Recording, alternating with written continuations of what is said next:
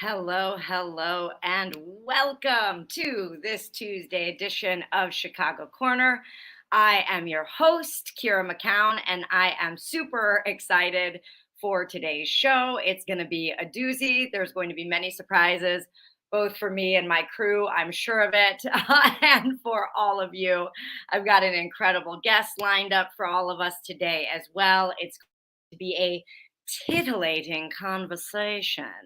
But before we get into that conversation, obviously I need to have it with other people. So I'm going to bring in another one of my tried and true hosts here on Chicago Corner. We got Ed Heller joining us today. What's going on, Ed? Hello, Kira, and everyone watching from wherever you are. Possibly and most likely in the Chicago area, but we got out of towners. We got a regular Arizonan who tunes in. I know that for sure. Yeah, we're streaming worldwide, We ladies are. and gentlemen. You're getting That's a how little good we taste, are. getting a little taste of Chicago and its people right here on Chicago Corner. So tell all your friends, subscribe to the channel, hit the like button, share the stream, all that fun stuff. Indeed. And I was actually, it's funny because I have been operating all day and really all week under the impression that we were not going to have a live show tonight. Which I thought that we were banned from being able to go live, but apparently it was only in one social media outlet. And so here we are live. It's a small miracle. And so I'm super excited that we get to have the audience here for our conversation this evening because, like I said, it's going to be a very, very fun one. Before I get into that even, I do want to plug Friday's show. I know that there is going to be a guest on the show on Friday that Jerry's going to get to interview in regard to the matte asphalt plant. And all of the pollution that they have been putting out and the neighbors that have been complaining in regard to. I know that from Hard Lens Media, who is basically a sister channel to us, has been following that story very closely. And I have a feeling he'll be on the show on Friday as well and has plenty to say about that. And just a little teaser, it's some really fucked up stuff. it's like the company, I don't know if doxing is exactly like what they're doing, but doxing the people who complained about the pollution. I don't know for what purpose they want their information, or at least trying to get information to maybe do that. So, I overstepped that a little bit in my rhetoric, but it's a pretty shady story, and I think you'll definitely want to tune in and hear from the neighbors. I think of McKinley Park. I think that's where it's located. Do you have anything to add to that little tease, Ed? Yeah, no, we definitely want you to come back on Friday to hear Kit Cabello talk at the top of his lungs about matte asphalt. I'm sure he's going to be joining me and Jerry for that. So yeah, definitely want to come back on Friday and listen to what Kit has to say about the latest on matte asphalt. Indeed. And just keeping in mind that our own Kit Cabello was the very first person really to be reporting on the pollution of matte asphalt. So we just got to brag a little bit, okay? Just let us have our thing, okay? So without further ado, I'm super excited about this guest. Mostly, this is like a little bit of my stink on the show, right?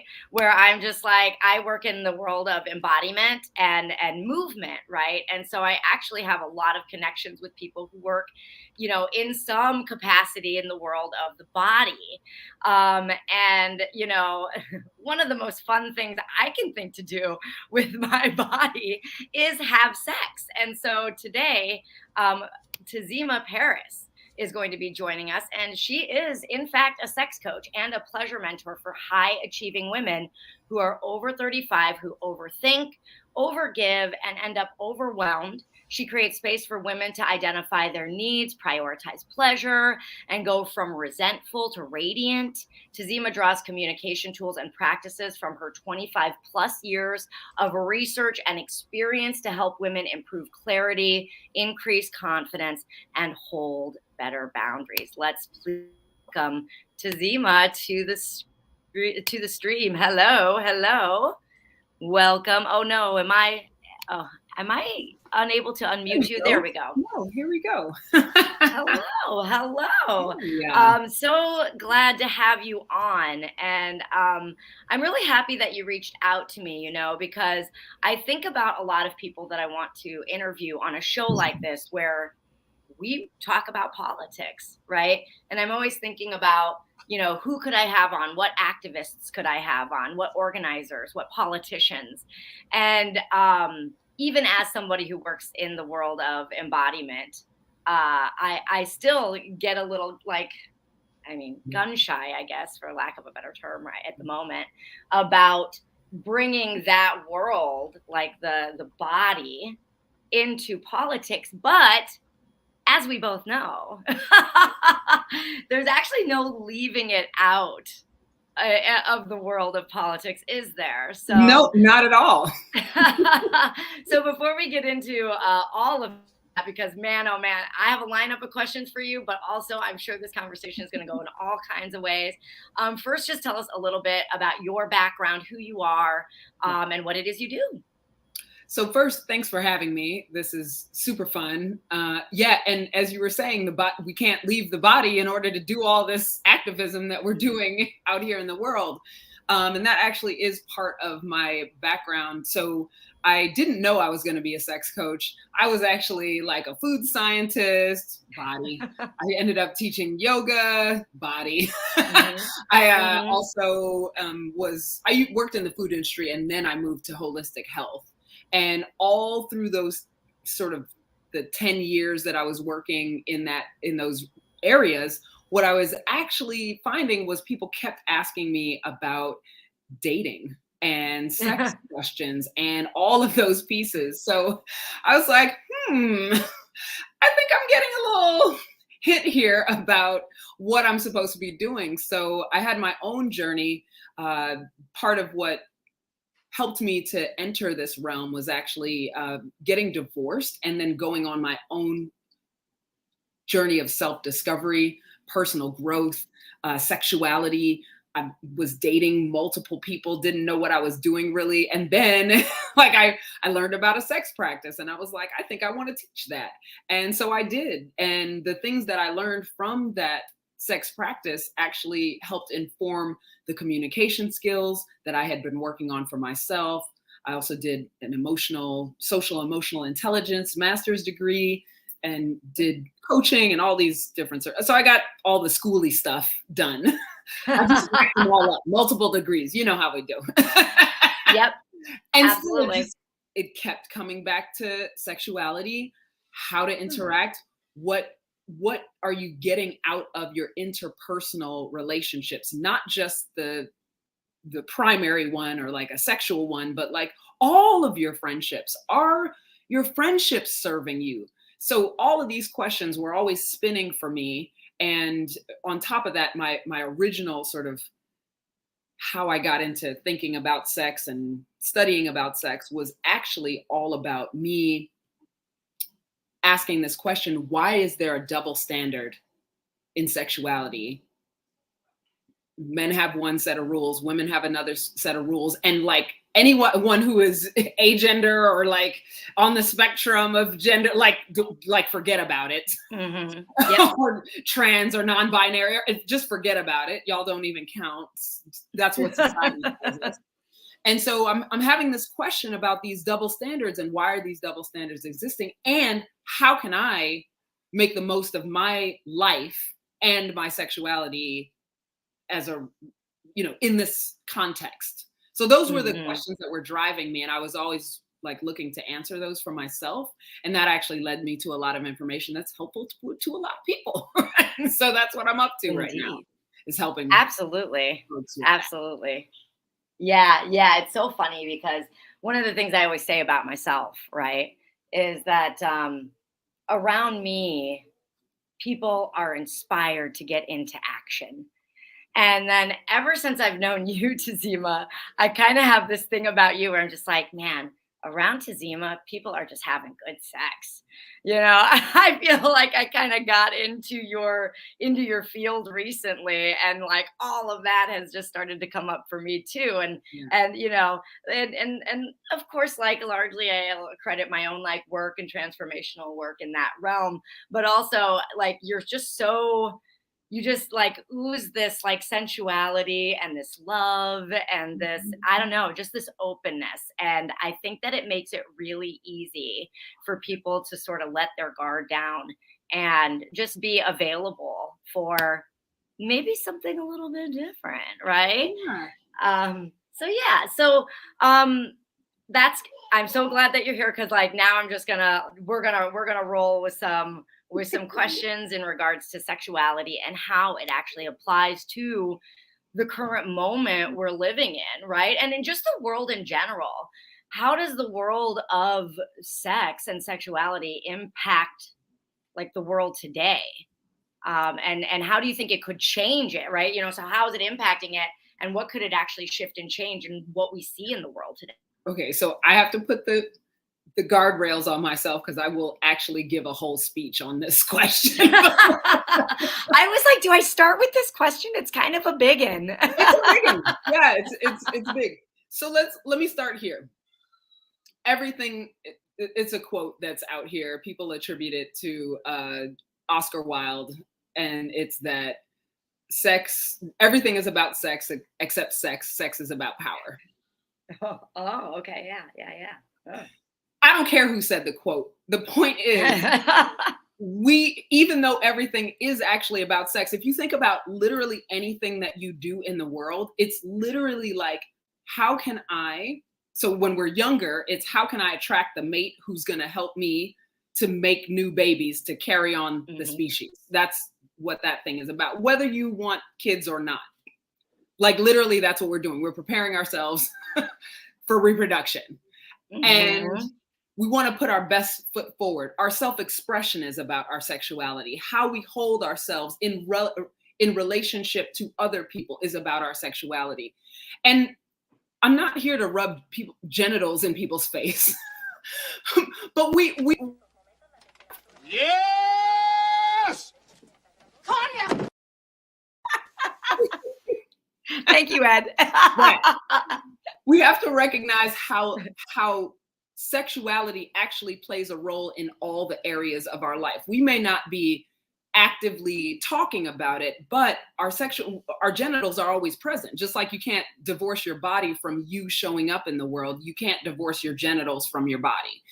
The other part of it is because our identity is so connected to our gender, how we express our gender, how we express our sexuality. All of these things have to do with how we show up. Our sexual orientation is literally how we introduce ourselves. Like it's one of the ways. Well, who do you like?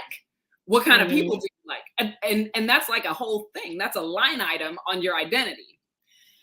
So as we look at personal growth or politics or engaging in the world in a way that feels effective, if we have a problem with holding our own sexuality or access to our sexuality, or we're thinking about how terrible or unworthy we are in relationship, those kinds of things. So that's also related to our sexuality.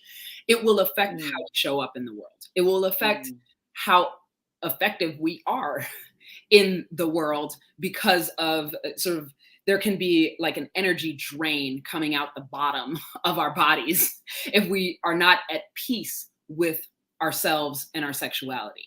And so it ends up becoming this thing of like, when you address your own sexual journey, you can actually address all these areas of your life at the same time. You'll come with more confidence. You'll come with better boundaries. Yeah. You'll be able to identify your needs and stand up for, hey, I need a pay raise because I've been doing the work of 3 people. And so how about that? That's your sexuality.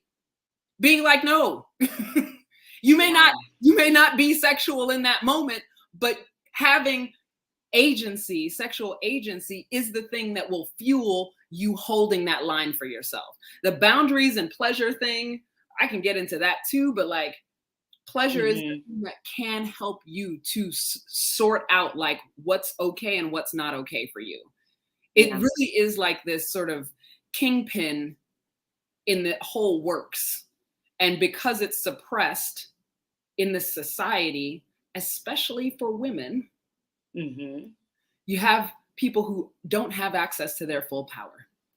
Yeah. That's really the key. We're on here talking about politics and things. I promise you, insecurity around sexuality has a lot to do with almost every story you'll talk about today. Yeah. Somewhere in there is someone feeling insecure about their sexuality or insecure about themselves, insecure about their place in the world, and they don't have full access to their power. Absolutely. Absolutely. Yeah. It makes me think of that old adage, everywhere you go, there you are. Right. You know, and so it's like, if you can transform or shift something, you know, some just way of being that you are in some area of your life, what ends up happening is you start to shift that everywhere else. And I just think that like, sex is just such an accessible access point, right? Like there's so much to explore there, and there's so much in childhood that comes up in regard to sexuality, obviously, and just throughout life. And if you can actually start to penetrate, no pun intended. If you want use the puns, fuck it. Use the puns. Use it. Penetrate, yeah. Fuck it. No, I'm just getting warmed up. Yeah, and if you can start to penetrate that way of being and you know, break it up, then you can probably start to do it in other places. Absolutely. And it's actually one of the big reasons that I started exploring this area myself some months ago, because I was, you know, there's just so much in that for me that I thought I was one way in, and then I had a baby and became a mom, and like I just got my ass kind of handed to me. So that actually brings me to a quote that was on your website, and I'm actually just going to take a little snippet of it because that's actually like the piece of it. It's the juicy piece. That what? See, Tazima, I told you. You show up and it's like, I'm here for it. I'm here for it. These double entendres are extremely humorous. Do it. I'm all for it. I vote for double entendres and all of them. Yeah. Well, the hilarious part is that the kid says, "I was summoned." Love it. I was hoping Kit could make this show. Kit and I are pretty funny together. Anyway, yeah, so, but I just wanted to take one little piece out of that because I had a very specific question about it, and it relates a little bit to the last question, but it brings it down a little bit more to the micro, right? And in your quote, you say, "I have been talking about sex for 20 years. Literally this week, I found something new. Hello," you know, and I actually had it similar. Okay, something new. I'm all ears. Yeah. I'm happy to share. Like, I'll tell you all about it. Yeah. And I had a similar experience recently. And I like in a very sort of, I guess quantifiable is not the word, like illustrative way. How does a woman specifically, even a man, I guess, right? How does a person, who discovers something new in their sex or their sexuality, right? It doesn't have to be in the act of sex, but just who they are in the world of sex. How does discovering something new about themselves in that world change things out? Like, what's the ripple effect of that? Before I talk about the ripple effect, I do want to mention how to discover something new. It's not by doing what the fuck you've been doing this whole time.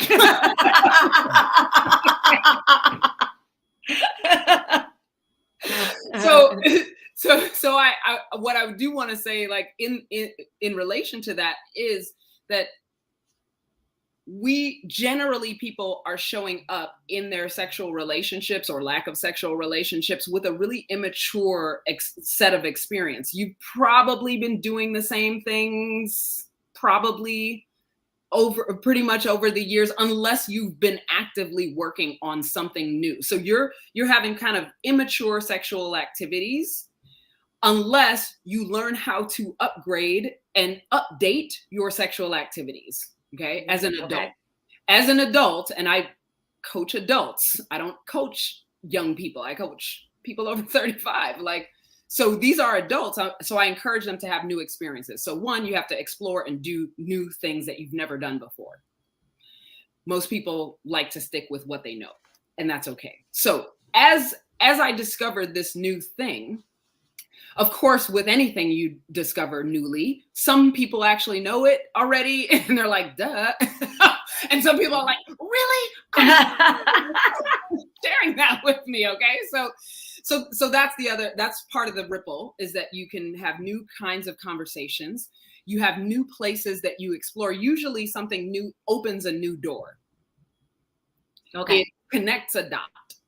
So the thing that I discovered is, so the sexuality practice that I was studying and ended up teaching and coaching over time was a clitoral stroking practice. I'm not going to go into it. Talk to me later. You can ask me about it. Set up a one-on-one. There's a link. Clitoral stroking practice. Right. So I know a lot about the clitoris, like a lot. A lot. There's a specific spot on it. There's an internal structure to it. It's amazing. It's amazing organ. I didn't know that you can actually, if you have so the clit is made of erectile tissue, literally the same erectile tissue, the analogous erectile tissue that gives a penis an erection. So those same tissues, they don't go away because there's a girl. They actually get bigger if you have. So, they have a penis. Okay. If you have a penis, it's just bigger. So basically, right, that makes sense. People with penises have an outie, and people with vulvas have an innie. That's literally the difference. Okay. So even people with vulvas kind of have an outie and an innie too, right? No. It's an outie and an innie, but it also depends on how out your outie part is. I got a pretty big outie part, is what I've been told. Apparently. Well, I discovered the outies in my sorority house in college. So the innies, we have the people with vulvas have a whole internal structure of the clitoris that gets erect. I didn't know that you could feel the erection on the outside. Oh. What? Yeah, if you have a full-on clit erection, you can feel it on the outside, and it feels like, those long grapes? They're like the yes. The longer. Feels a little bit like wow. that. It's like plump. I did not know this. Right. Exactly. So now what's the ripple effect of that? Hey, lover. Excuse me, Kira. Is there a limit to the number of times I can use the Gregory Hines clip? Yes! Tanya! No, I don't think there is a limit on that one. So yeah, once you know those things, whatever you're learning that's new, the ripple effect is that you either share it, or you create something new, or you invite someone to experience the new thing that you learned with you. That's really what's interesting. Yes, indeed. Pass the popcorn.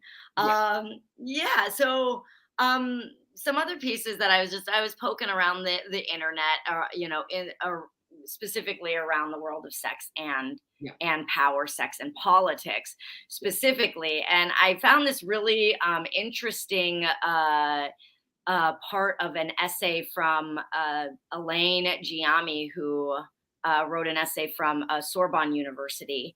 And they say the acceptance of sexual misery was seen as the basis for submission to authoritarian ideologies. The sexual revolution was thus based on the notion that the struggle for sexual liberation is a powerful political lever for social emancipation. So that's a lot of words to someone like me. Right. Okay. Yeah. Let me clarify. I did a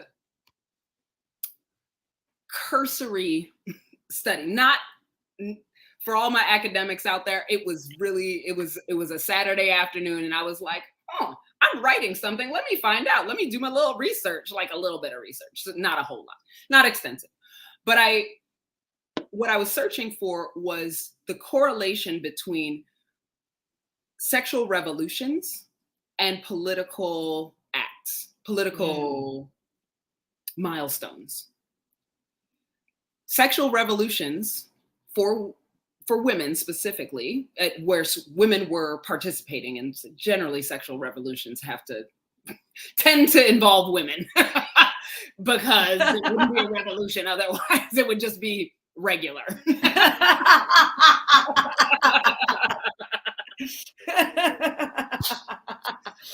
So anytime there was a sexual revolution, there was also a corresponding political advance, like the right to vote, the right to own property. This correlates both in Europe and America. So the right to vote, property, being able to have a bank account. Roe v. Wade came on the heels of, when they put it in place. Right. It came right after the 60s. All of these things, suffrage, the women's suffrage, there was a correlating women's, sexual liberation at that time as well. Fashion changes, and with those fashion changes, like when the skirts get higher, there's more political activity as well. So it's not about the skirt length. It's about who the women are being in those times. In more conservative times, there's less political activity across the board. And so personal is political. I'm pretty sure it was, I'm a bad feminist. I'm a really bad feminist. If feminism is about memorizing things, then I am worse than you. I'm worse than you, my friend. But the point is that your personal life is political, and there's no divorcing it from that. These freedoms that we're talking about, healthcare, specifically for a developed nation, we have the highest women mortality rate for birthing bodies, highest of all developed nations. Why is that? And then there's this whole thing about, people of color having worse birth outcomes. I wish I remembered the numbers. The numbers are alarming. Terrible. It's really terrible. And the point is, this is all a function of us having access to our own sexual agency. That is the capacity to choose what we do with our sexuality, not to fuck everybody, not to have random sex every time, all the time. It's literally our capacity to choose what we want to do with our sexuality. You could pour your sexuality into, and I would recommend that you do, important projects that you have. Pour your sexual energy into it. Sexual energy is creative life force energy. So when sexual shame is installed into a young person, I promise you their personal power is diminished. Yeah.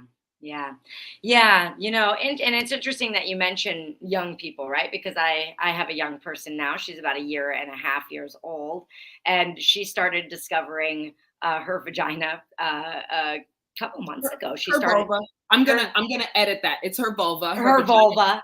Literally, the hallway from her the hallway. To the outside of the body. So it's a vulva. Let's please use the right language, because boys know that it's a penis. Yeah, it'd probably be easier to say too. I wonder, vulva. Yeah. It's more accurate. It's a 2-syllable word, right?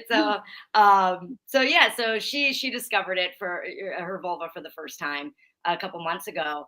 And, you know, right away, of course, we started just using, and I will shift that language. Thank you, to vulva. But at the time, of course, I was like, yeah, that's your vagina. And now we go through all the body parts together, and I'm like, where's your hair? Show me your neck.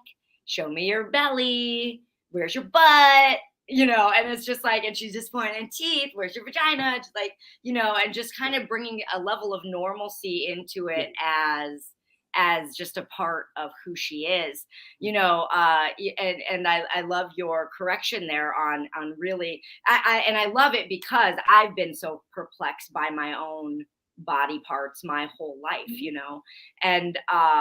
And so I think it is important that we teach, and we teach it, and we teach it correctly. You know, what are other ways that you can bring that conversation into the fold that feels appropriate and right, for, you know, in the world of children? Yeah. So for young people, whether they're just learning language or they're just getting hormonal or anywhere in between, what you modeled was actually really fantastic. And I'll share the reason why it's really fantastic. It is because you made it just as regular as an elbow. Mm-hmm. Every reaction we have, whether it's a parent or, you know, a friend or, you know, auntie or whatever interaction you have with a young person, any reaction you have to the subject of sex is sex education. All of it. If you avoid the topic, that's sex education. If you freak out about it, that's sex education.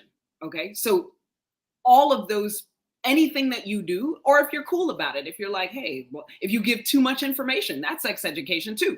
Any interaction that you have with young people, they are learning from how you react. Even if you don't say the words, but you get kind of funky around it, kids are even better at identifying energy than adults are.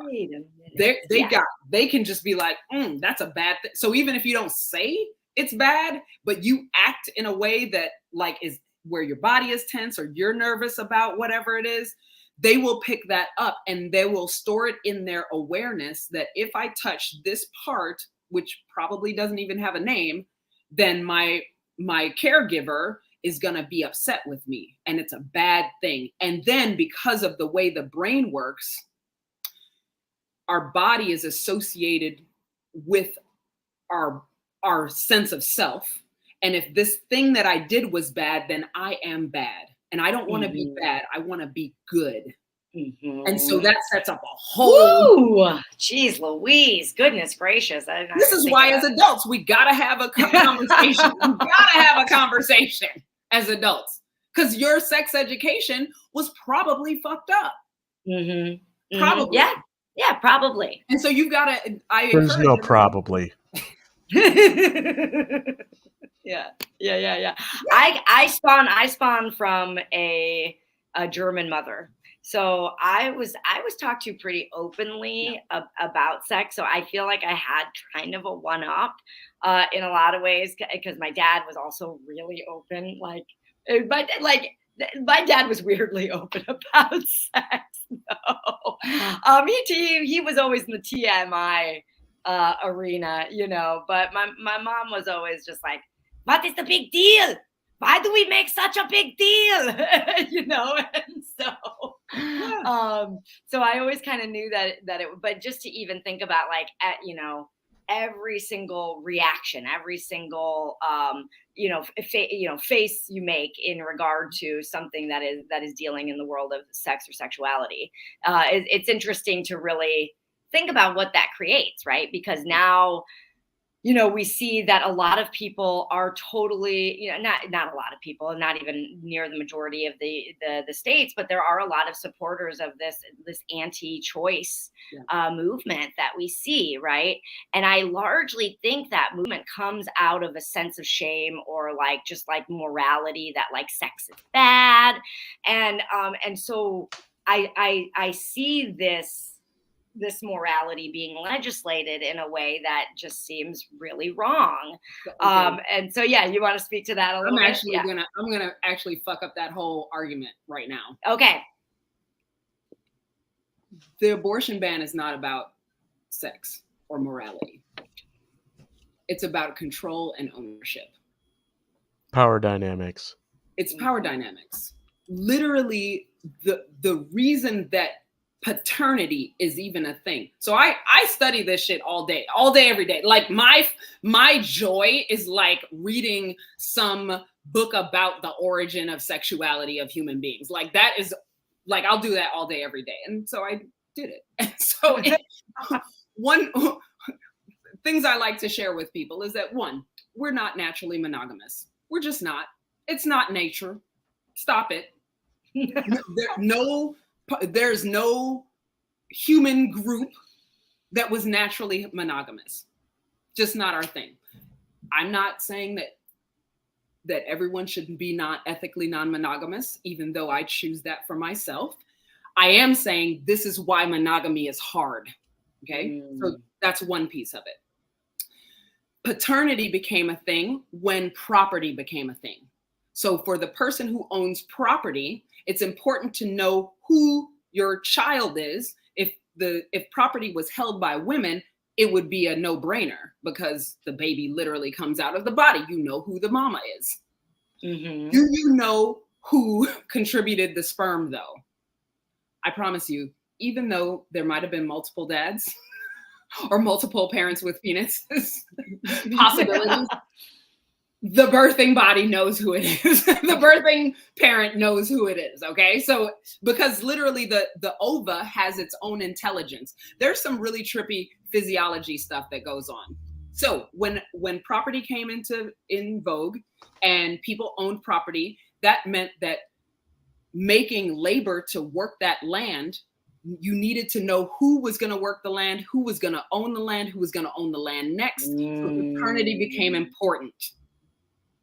This is about paternity. And if the people who made this law and or, you know, made the things to support this overturning of this thing actually cared about, like morally cared about human beings and specifically women or birthers of babies, then there would be care for those women. We wouldn't have as high maternal rate. There would be child care services. They would care more about the children who in the school shootings or who are being who are hungry. All of those things would actually be in place if this was about morality, but it is not. It is about ownership of wombs and holding the power to make a new generation of workers. That is literally what this is about. Damn. And workers based on slavery. Like capitalism is based on this framework of slavery.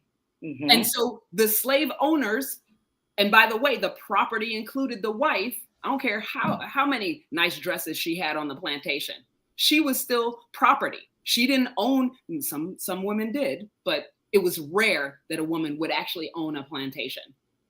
Mm-hmm. So taking all that into consideration, this is not about women. It's not about children. It's about power.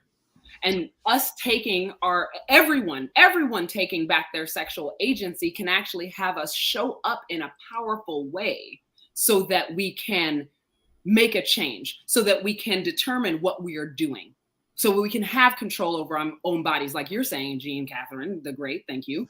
Yeah. So these are our sexual agency is about much more than who you're fucking. It's about what you'll stand for and what you'll tolerate and what you won't, and whether you're willing to stand up and say the truth in a situation where you wouldn't necessarily, where you might back down or maybe I can just tolerate it a little more. No, right. Tolerate it a little more because you're fucking pissed. Yeah. No shit. Right. Yeah. So yeah, it's a very different conversation when we hold it from that place. Yeah, and I bet the viewers didn't see that left turn, did they? Nah. No, it's just that there's just so much really like deep context there. And I really appreciate you bringing that into the fold and into this conversation, because I do think that a lot of the context that we get is that it's based on some sort of like moral religion, blah, blah, blah. And I think we got to get clear on why this is so important to the establishment right now, right? And I would like to add here as well is that that's why I get so frustrated when liberal people or Democrats or however you want to identify it, like are talking about this trying to appeal to the morality of the people who are making these laws or who are making these decisions. They don't care. They have shown that to you. So stop talking and legislate the fuck out of this shit. Like, do it. Yeah, stop talking. Go make laws that we've been asking for. How about that?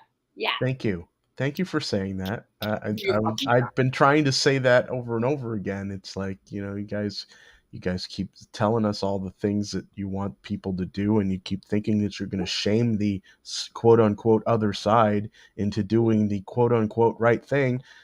Use your leverage, get some stuff done, make some mountains move, and stop like hoping that they're just going to come to their senses, because they're not going to.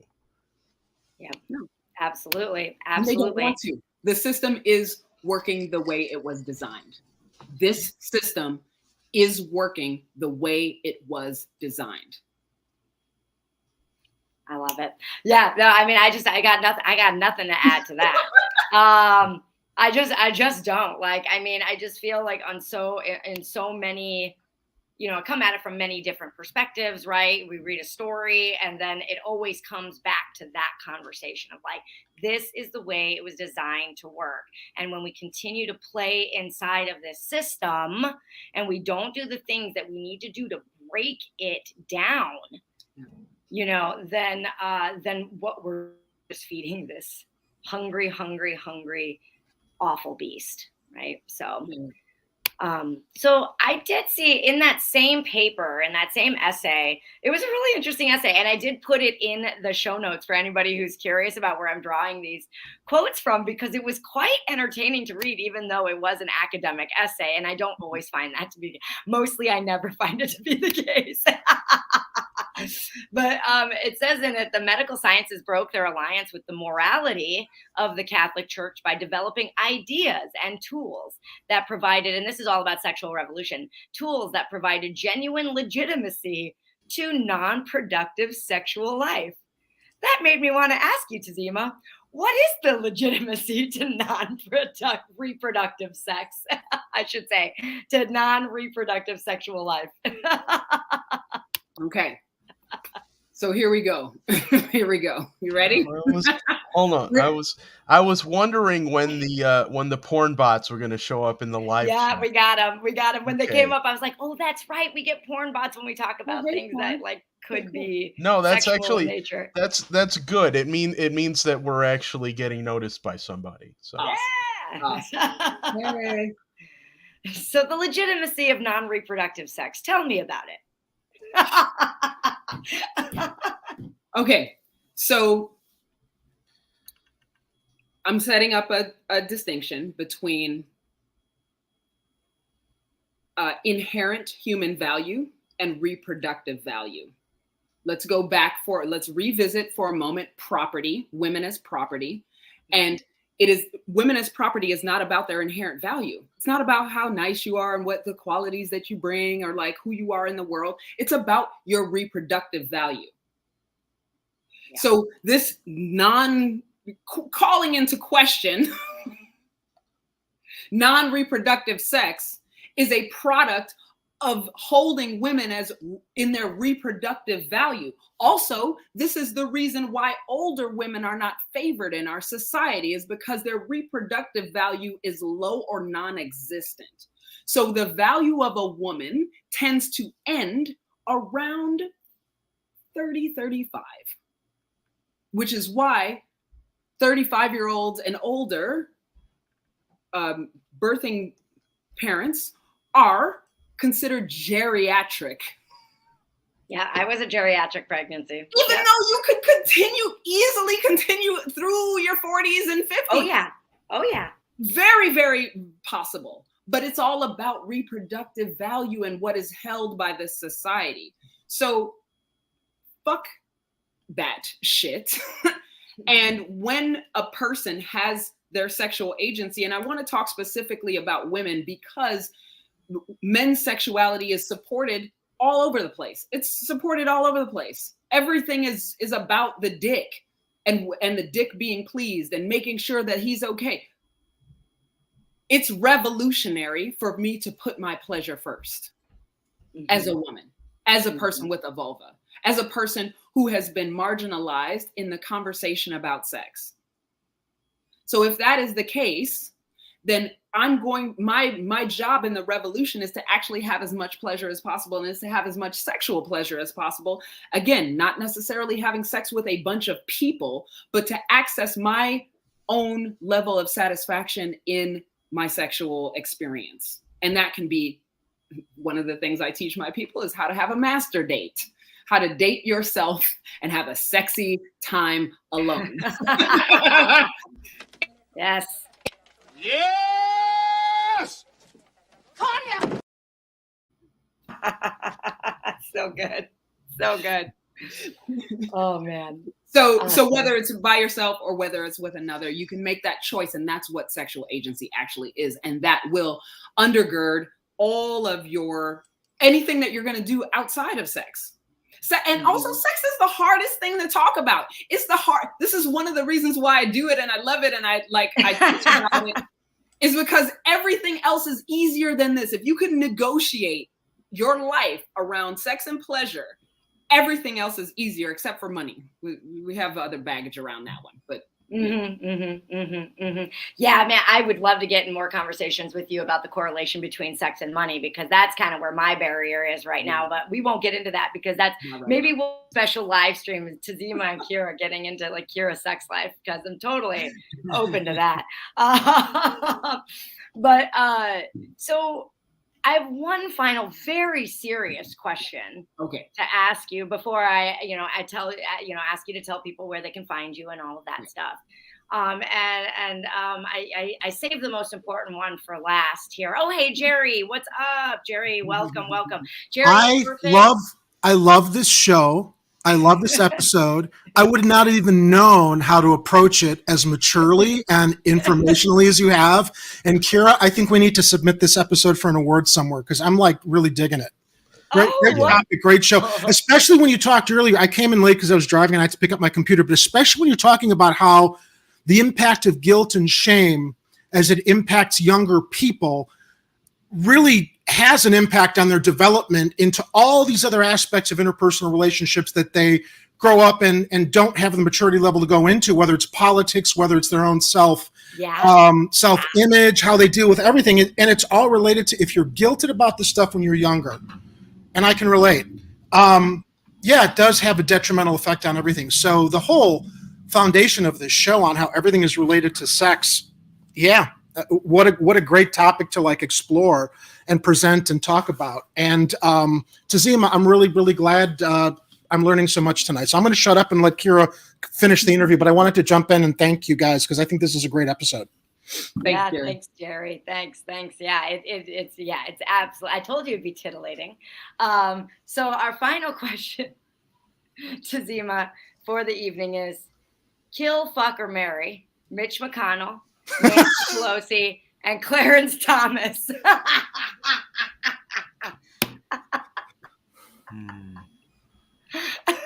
That's unfair. Okay, wait. What are the rules? I have to choose and put them in the chat so I can remember who the fuck I'm dealing with. Yeah. Okay. So it's kill, fuck, or marry. Okay. And I don't know if it's and or, right? And then it's either McConnell. I don't know if I spelled his name right. Off the cusp. Pelosi. Or Thomas. Clarence Thomas. And Thomas. Okay. And you have to kill one. You have to fuck one, and you have to marry one. My solution would be I would just kill myself personally, so I didn't have to make that horrible choice. Oh man. Okay, I've got it. Okay, here we go. Kill Justice Thomas. All right. Marry Pelosi. I'm fine. I'll teach her some things. And I would peg Mitch McConnell. I would peg the fuck out of Mitch McConnell. What was the last one with McConnell? I would She would peg him. That means I would strap on and fuck him. Yes! I think 5 might be our limit, though, so I think we got one more. I don't know. So yeah, that's how I would handle it. So good. So much better than I could have come up with. That's so good. And now I have it on record. Yeah, Jerry awesome. said he wasn't sure if he could handle the type of maturity that you've been able to do through this interview, and I didn't even try. And I'm noticing in the live chat, especially constitutional conservative who hasn't emotionally developed to be able to talk about this stuff maturely. You're such a shit talker, Jerry. Yeah, I know. Oh my God. Okay. And you're welcome for my maturity, everybody. Well, actually it was my husband. I was like, can you think of any other questions? And we're, I'm going to have someone who's a sex coach on. He's like, kill, fuck, marry. I was like, oh yeah. Duh. Tell us, Tazima, where can people find you who might be looking for you and your services and what you do? Yeah. First of all, just thanks for having me on. This has been really delightful. You can connect with me on my website, infiniterelating.com. Also, you can check on my Instagram. That's the place where I'm the most active. It's just Tazima Parris on Instagram, and it's 2 R's in the Paris. And I also added a link for my Sociotap. There are free resources on there, and if you want to see more interviews that I've done, I've been on several podcasts, and there are also some freebie things on that Sociotap link that I can share. If anyone wants to reach out to me or be in contact, set up a one-on-one. It's a complimentary initial chat. We can find out, hey, what's going on for you, and I can definitely support you if you feel like if you feel like you're frustrated, you want to learn something new, if you haven't had sex education in more than 5 years, you want to be an adult in your sexuality, you want sexual agency, talk to me. I'm sure there's something that I can provide for you that would support you. Kick ass. And you have agreed to stick around for the rest of the show, which I did not tell the audience before. So we get Tazima for the evening. Well, for the next hour or so. But yes, indeed, very exciting to hear. Excited to hear your take on some of the things that we more commonly talk about on the show. Like politicians and funding of things. Super exciting. So, and Jerry, welcome. I'm so glad they make it. Well, again. I don't know that I want to crowd the show because I would enjoy listening to you and Tazima along with Ed. I just, with so many people talking, I'm wondering if I don't have a problem bowing out and just enjoying the rest of the show. So, you know what? I'm going to leave it to all 3 of you. I just wanted to thank you because I thought that this was like a really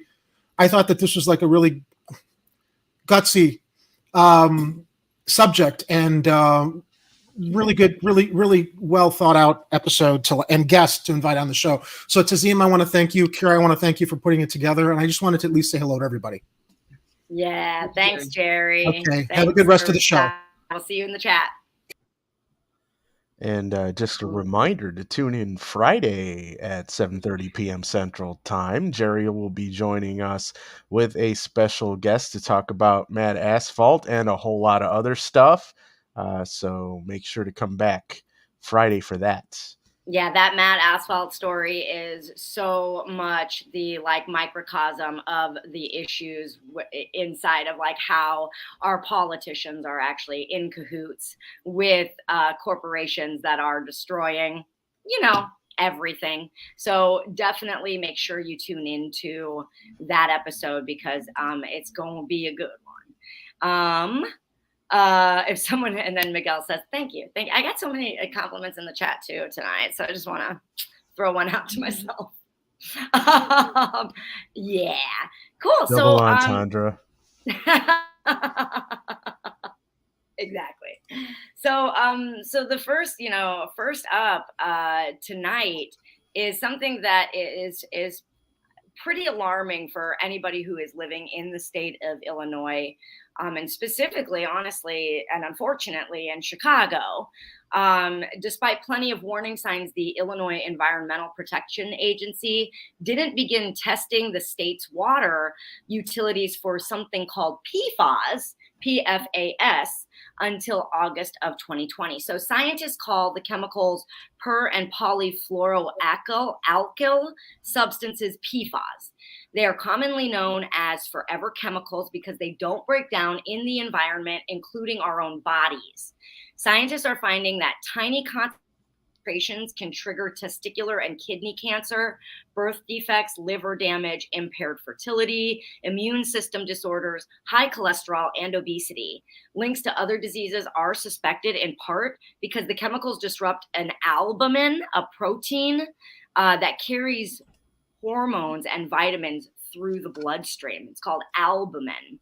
After the initial 2020 testing done in Illinois, state and local officials downplayed the results, because of course they did, burying notices filled with technical jargon on government websites. State and local officials said they don't know how the chemicals are contaminating drinking water, nor has anyone attempted to track if any Illinoisans have been harmed. Until now, the scope of PFAS problem in Illinois remain unknown, but more than 8 million people in the state, and that's 6 out of 10 Illinoisans, get their drinking water from a utility where at least one forever chemical has been detected, according to the Chicago Tribune investigation that included a computerized analysis of test results and a review of court documents, government records, and scientific studies. Worrisome concentrations of PFAS have been found in Chicago, which provides treated Lake Michigan water to more than 5 million people in the city and suburbs. The chemicals are in other lakefront communities with their own water treatment plants, including Evanston, Glencoe, Lake Forest, Waukegan, Wilmette, and Winnetka.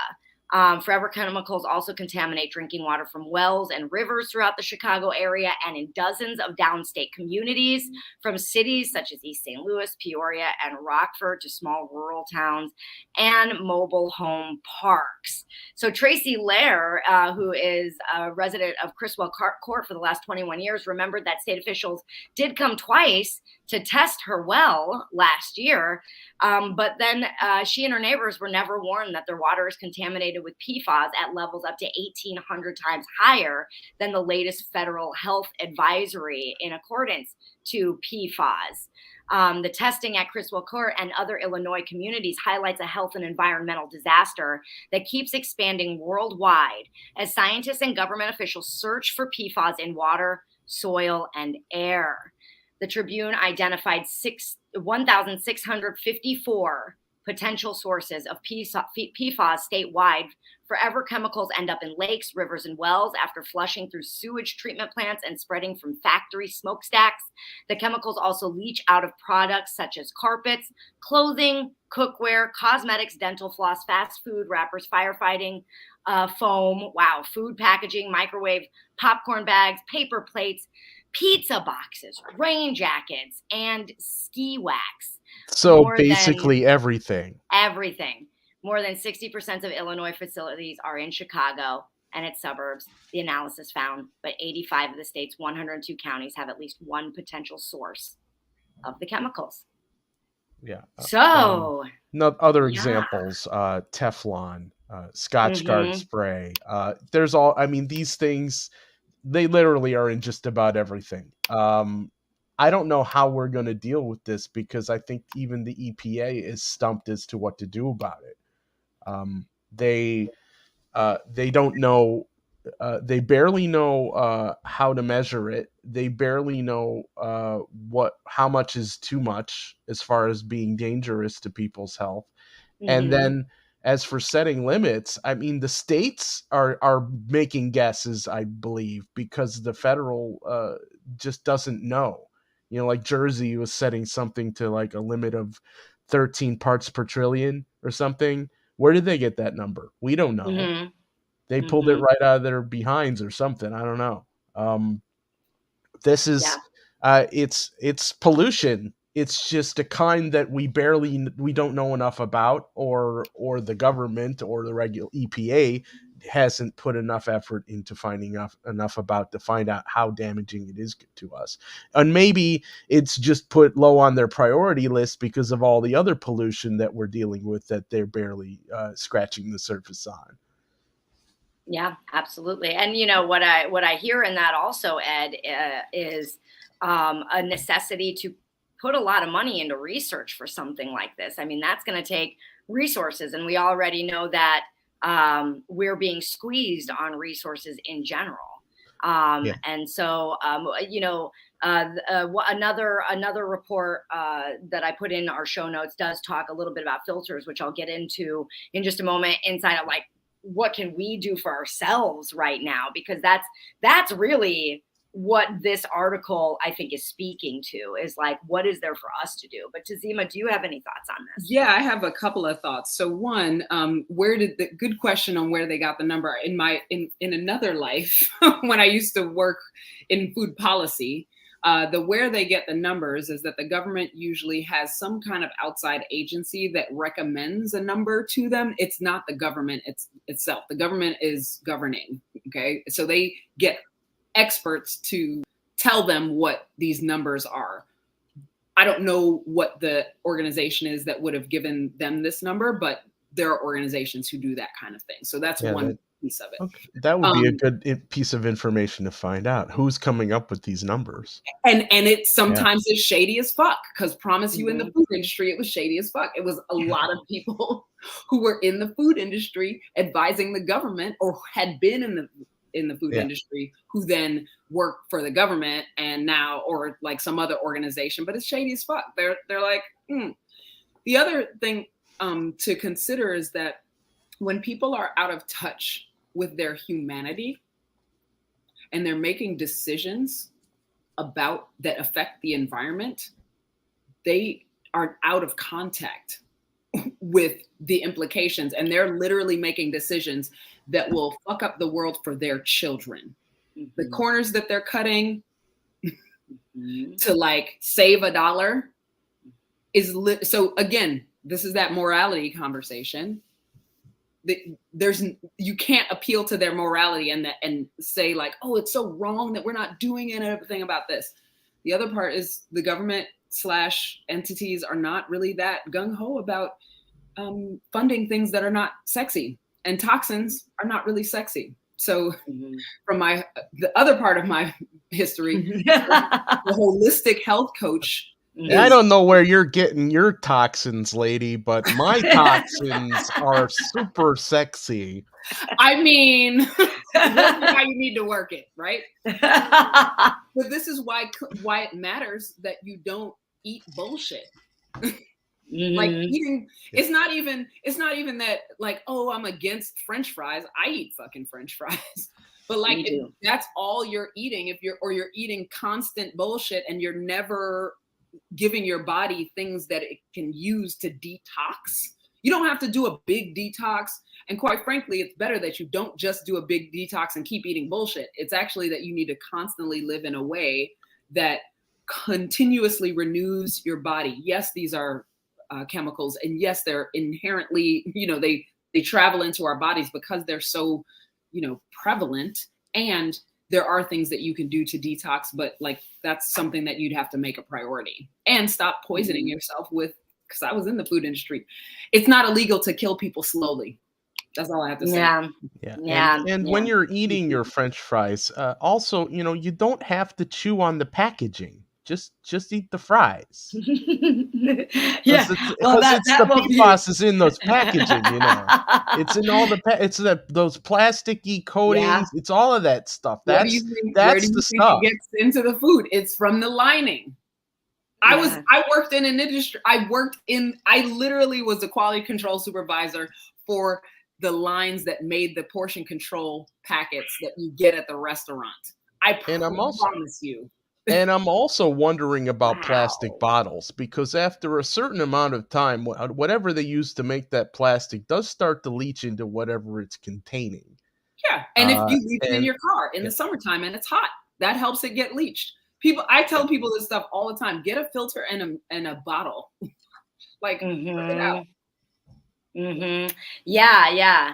And speaking of filters and bottles, there are filters that people can purchase, and they've actually, when I was reading the information about the filters, I was quite surprised at how good they were in actually filtering this stuff out.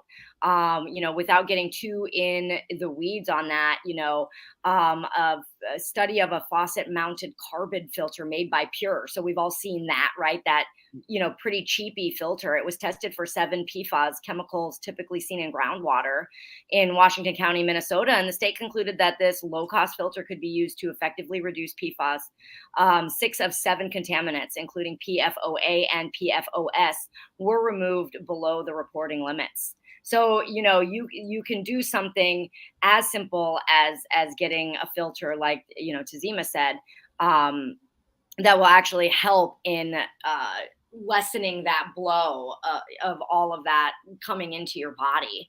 I also think that there's probably some level of responsibility that these entities and our government should be sharing in that purchasing of filtration systems, because we all know that, the filtration system we got is expensive as all get out, and we got it as a gift.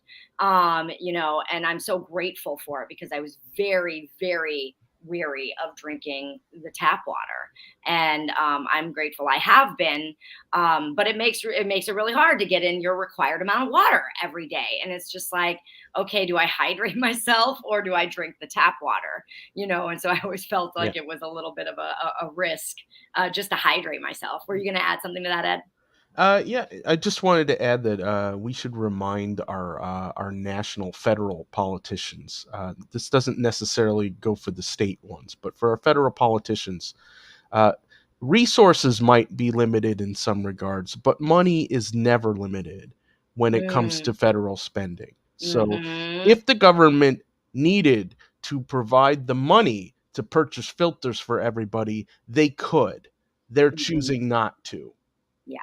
Yep. And that's a great point, Ed. And we know that when they do create money, it does not go to the people and our health in any way, shape, or form. Just look at the last 2 downturns in our economy. We see all of the money, the biggest suck of money going up to the top that we've seen ever in history. So yay. So the chief manufacturers, 3M and DuPont, have paid nearly $2 billion combined to settle PFAS-related lawsuits without accepting responsibility for contaminated drinking water or diseases suffered by the people exposed to the chemicals. Industry promotes PFAS as miracles of science, but since the late 90s, lawsuits have revealed that 3M and DuPont hid from regulators and the public what the companies knew decades ago about the harmful consequences. But aren't they a couple of the companies that make filters too? Isn't that weird? Not that weird, really. Like, we create a problem and we'll solve it too. Look at that. It reminds me, of how a drug company might make a drug and it has all kinds of side effects, and then they make a drug to deal with the side effects of that drug, right? It's called the processed food industry. There you go. Literally. Exactly. Yeah. Totally. They make food that makes you sick, and then they make drugs to make you absolutely. I manage, not heal, manage. I had read something on subsidized sugar in that regard. It's just like, and you see how the food industry works with the pharmaceutical industry, and that's this whole big circle jerk, and everybody's making lots of money. So that's all that matters. Awesome. Well, anything more on this story before we, I'm going to get over to the chat, because I feel like I have not been paying attention to our chat. But before we move on to the next story. Okay, what do we got all in right, the chat? Well, I want to say, Ilhanar, I'm sorry to hear about your brother. That is really unfortunate. Brother has cancer and lost his job due to it. And then Angela says, yeah, that's awful. Please call us back when we don't have to help you with anything. So that's again, just an outcome of what our society creates. We have people who are sick who can't get help, and then they lose their jobs as a result. And then, jobs are tied to health insurance for some insane reason. We know the reason.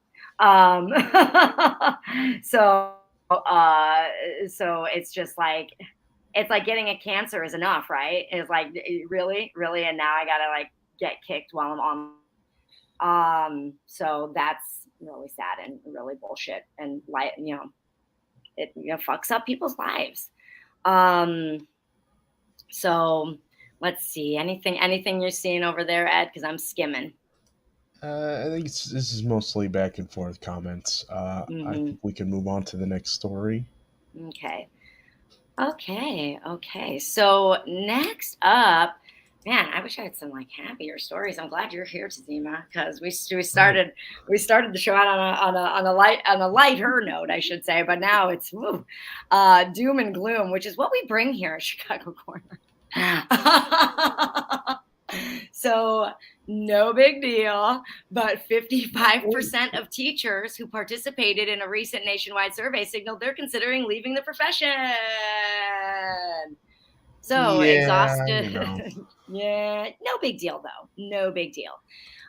Exhausted, overwhelmed, and anxious, and heading into their fourth school year teaching during the COVID-19 pandemic, educators across the U.S. are facing unprecedented hardships that some say are exacerbating critical shortages of school employees, with shortages of certified teachers and paraprofessionals, as well as scarcity of bus drivers, nurses, and school lunch workers. Some experts say the steady departure of school employees during the pandemic, paired with today's robust job market, has found school districts scrambling this summer to fill thousands of open positions statewide. With many pandemic-era jobs outside school buildings offering hybrid schedules that give employees the flexibility to work from home, it has become more competitive to recruit candidates for positions that require employees to work in person. This year, CPS administration set school budgets a month earlier than prior years to help schools plan and hire for the 2022-23 school year, with the district's roughly 626 schools, which had 2.7% teacher vacancy rate at the end of this school year. Well, and to let go of those librarians,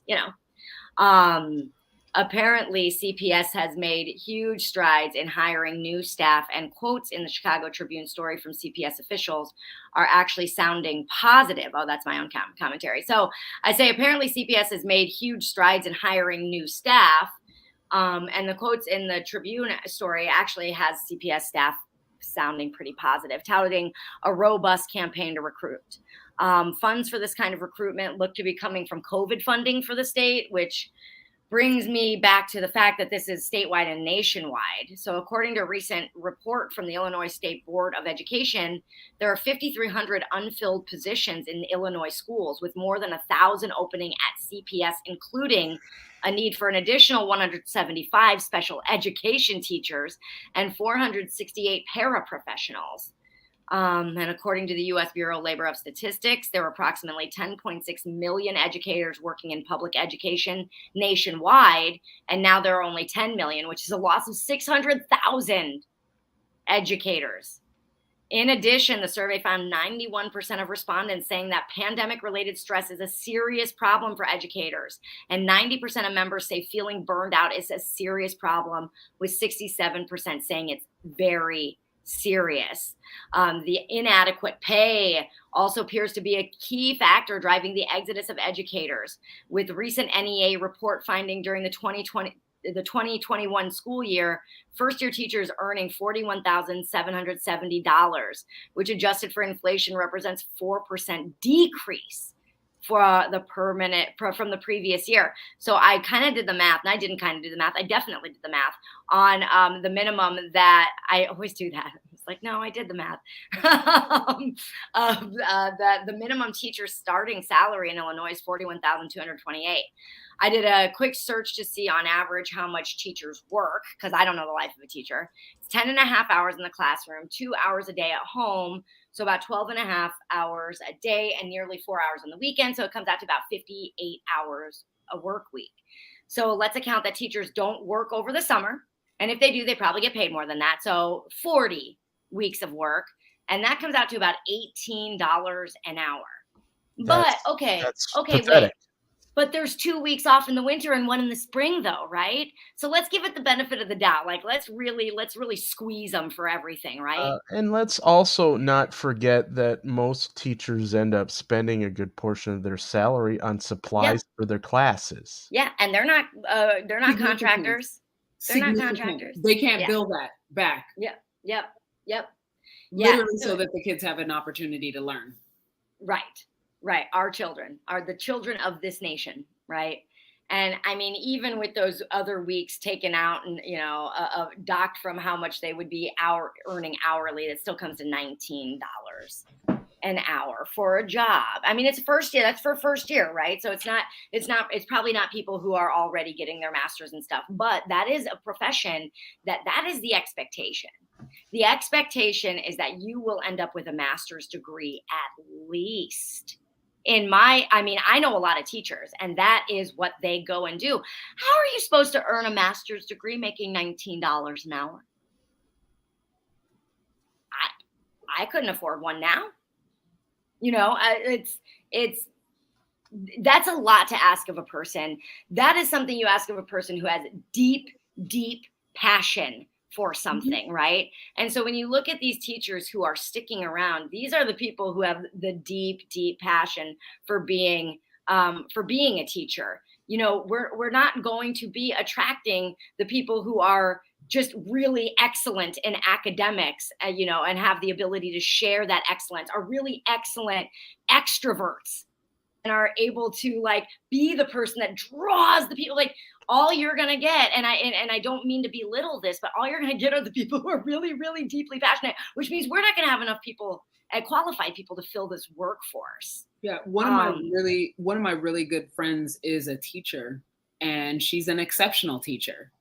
And it's not just the extra hours that she's doing the academic. She's that teacher who stays after school because she sees that a kid is having some stuff going on. And right now, you have all kinds of people, all kinds of issues with kids in this pandemic. You got anxiety, you got people who don't have resources, you got, kids who are going to school whose parents have lost their jobs because they or got COVID, or they're just all these, and it's disproportionately affecting, disadvantaged folks around the country disproportionately. And what do you do about that? You have kids who are you have young people who are traumatized. They're bringing their trauma into the classroom. That's the whole thing. The admin is wanting for the teachers to be resilient and be entertaining and keep the kids present. And these are not regular school years. So they can't even get the kids to perform, quote unquote, because they're too jacked up by trauma. So you have all these factors that are, making everything even more complex than it actually is. So yeah, teacher shortage. And then there's also the experience inside the classroom that's affecting them. It's not just the pay, it's literally their experience. And then the burnout is real. The burnout is real. Absolutely. I couldn't even imagine trying to be, well, I can actually, because I did teach, I taught an online gym class during the pandemic. I just did it for free for parents who had kids that had a lot of bottled up energy and needed to run them around. Right. Beautiful. And even though it was literally I made up games where we got to move. I created a children's television show 10 years ago, and we had come up with all kinds of games. And so I kind of brought those into the fold, and it was silly and a lot of fun, but just to herd them to do something that they're coming in for voluntarily for fun was nearly impossible. So frustrating. And I walked into this scenario thinking this is going to be so fun. Oh my God. I love kids. They're so cool. No, I couldn't wait till the promised period of time that I said that I would do that for was over, which was until I went on maternity leave, I think. I was oh, thank God, I don't have to do this anymore. I couldn't imagine. And that's what you do all day, all day, sit in front of a computer and try to wrangle children and have them pay attention in an like, teaching was hard before, but forget about it. Forget about it. Yeah. Ed, anything for you? The only thing I would add is just the things I've been saying over the years about how a lot of times the public schools don't get the support or the funding that they need because they often get sabotaged from within in favor of trying to transfer those public school funds into private school funds. Charter schools has been a scam I've been following for decades. It's not to say that there aren't good charter schools. It is to say that what often happens is public schools get the wrong end. What is it? The wrong Short end end? of the short end of the stick. Yeah.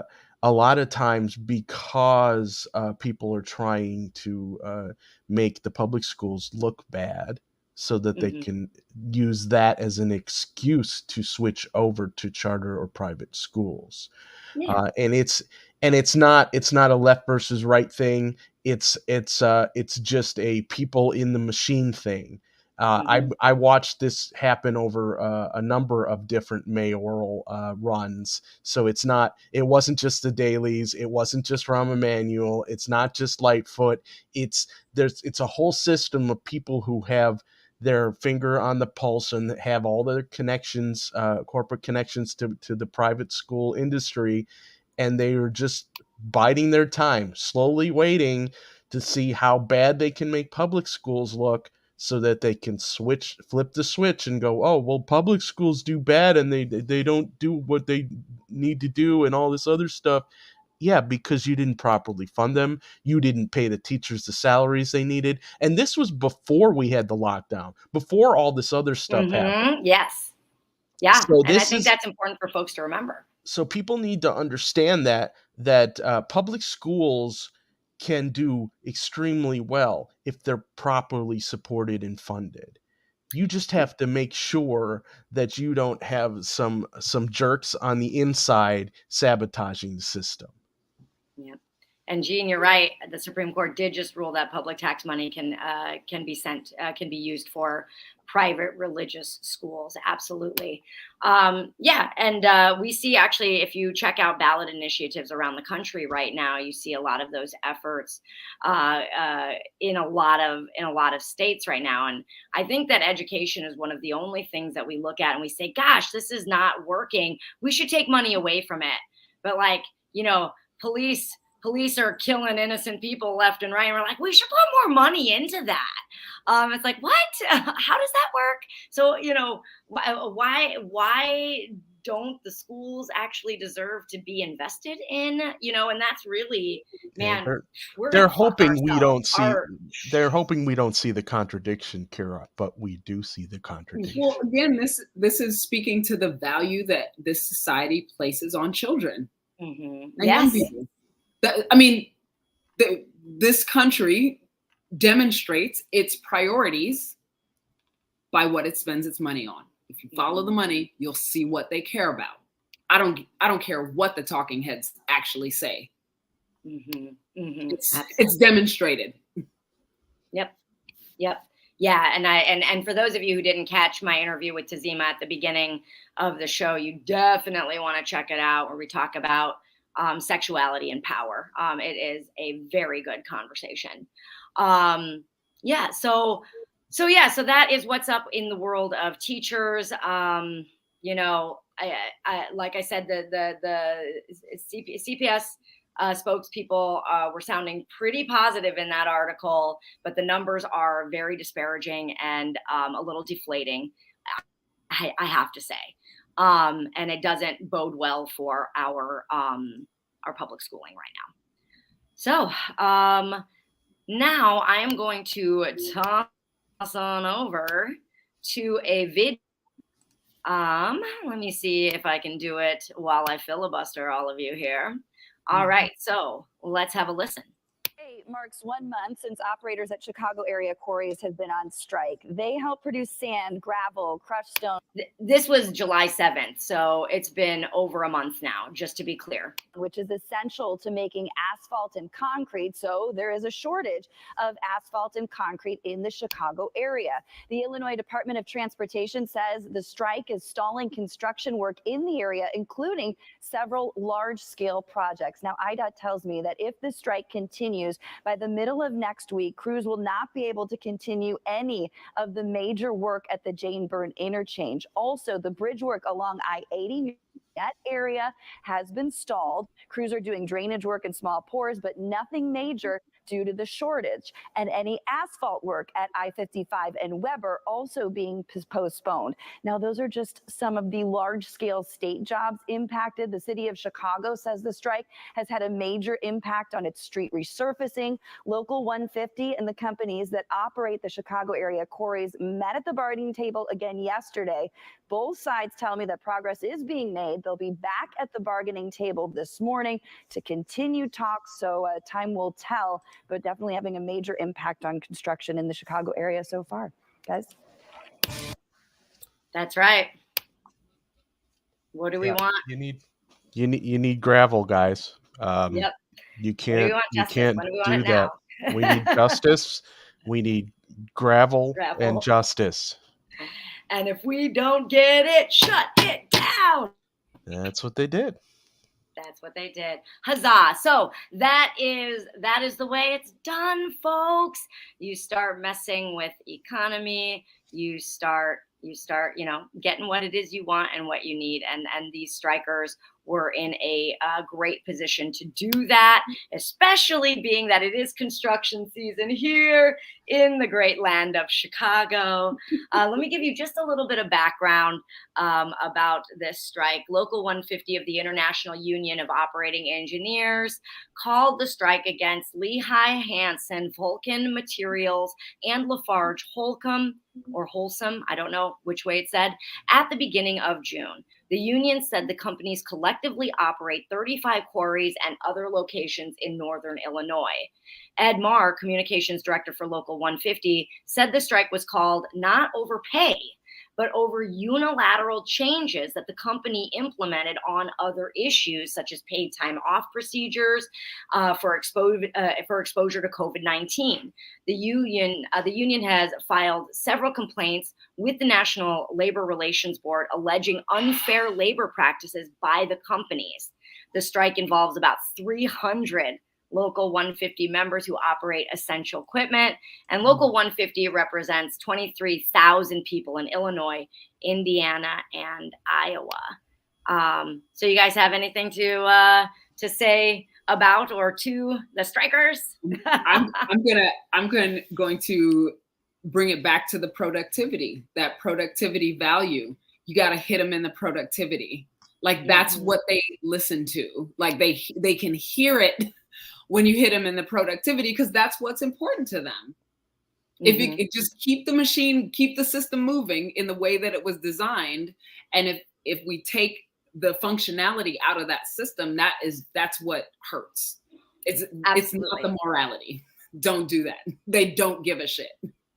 Absolutely. And that's why, when you hear people complain about protesters like blocking traffic, what we really need to get as a population is like, that's actually the point of blocking the traffic, and it is to shut it down. It is to inconvenience, because if we're just polite, no one's going to listen. Power will not concede if we are not, fucking them in the pocketbook, basically. Yep. Anything for you, Ed? Will it stop NASCAR in the casino? No, I don't think so. Yeah, I don't think it's going to stop NASCAR in the casino. But you're going to hit a lot of potholes on the way to NASCAR and the casino. SFT says gravel would manure do. I don't think manure's going to work there when they're trying to build roads and stuff like that. No, that's not going to work. Oh, man. Let me get caught up with everybody else in the chat here. Politeness never makes history. That one. Hell no, it does not. Hell no, it does not. And then Ilhanar says, this is what late stage capitalism looks like, climate collapse and lunatics running the asylum. Yep. So, and I love to see it. Like I love to see people, taking up the reins and stepping into what it is they know that they need for themselves, for their families, for their communities, because these strikers are fighting for each other as well, and that is the beauty of collectivism, is it not? Very good. All right. So let's talk about Patrick Daley Thompson, right? I feel like I'm covering a lot of news from the last week since we didn't actually have a live show on Friday. So I do apologize for how tardy these stories are coming at you. And thank you for your generosity. So former Chicago Alderman Patrick Daley Thompson was sentenced to 4 months in prison in federal court last Wednesday. Daley Thompson was, I'm sorry, I can't not laugh. Okay. Okay, I'm trying to keep it together here.